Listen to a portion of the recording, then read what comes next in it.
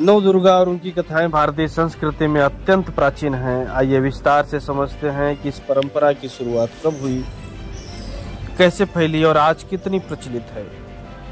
नौ दुर्गा की कथाओं का प्रारंभ वैदिक युग से संबंध रखता है। वैदिक साहित्य में उषा, अदिति, रात्रि और दुर्गा जैसी शक्तियों का उल्लेख मिलता है। दुर्गा शब्द का अर्थ है दुख और संकट से पार लगाने वाली। यद्यपि दोनों दुर्गा के 9 रूपों का स्पष्ट वर्णन वेदों में नहीं मिलता, लेकिन शक्ति पूजा का विस्तार बहुत प्राचीन है। मार्कंडेय पुराण के देवी महात्म्य में महिषासुर मर्दिनी दुर्गा की कथा विस्तार से आती है। यहीं पर देवियों के विभिन्न रूपों और उनकी शक्तियों का विस्तार में वर्णन मिलता है। नौ दुर्गा का क्रम और पूजा विधि का स्पष्ट उल्लेख कलयुग में भक्तों के लिए सरल साधना के रूप में स्थापित किया गया। गुप्त काल और भक्ति युग में प्रसार हुआ इसका। गुप्त काल की 4वीं-5वीं शताब्दी में शक्ति पूजा और दुर्गा के मंदिर बनने लगे। भक्ति आंदोलन में कवियों और संतों ने मां दुर्गा की महिमा का गान किया, जिससे यह परंपरा जन जन तक पहुंची। उत्तर भारत शारदीय नवरात्रि सबसे प्रमुख रूप से मनाई जाती है। यहाँ रामलीला, दुर्गा पूजा और कन्या पूजन का विशेष महत्व है। पूर्वी भारत में दुर्गा पूजा के रूप में यह सबसे बड़ा त्योहार है, जहाँ भव्य पंडाल सजते हैं।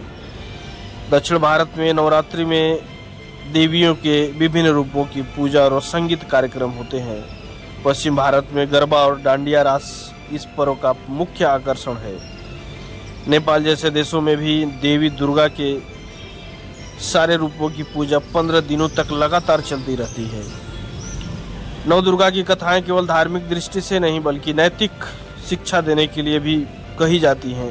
इन कथाओं में राक्षसों का वध वास्तव में असुर वृत्तियों, अहंकार, क्रोध, लोभ, भय के नाश का प्रतीक है।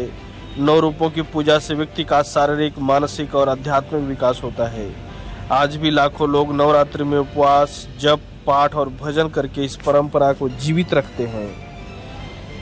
वैदिक काल में शक्ति पूजा की परंपरा नव दुर्गा का स्वरूप पुराणों में भी है। गुप्त काल में मंदिर निर्माण, भक्ति युग में लोकगीतों और कविताओं के माध्यम से प्रचार प्रसार आज पूरे भारत और नेपाल में भी, दुनिया भर में भी भारतीय समुदाय के बीच बड़े पैमाने पर भारत सहित नेपाल सहित विश्व भर में बड़े धूमधाम से नवरात्रि का पर्व मनाया जाता है। जीवन में शक्ति, धैर्य और सकारात्मकता लाने वाली सबसे महत्वपूर्ण साधना मानी जाती है।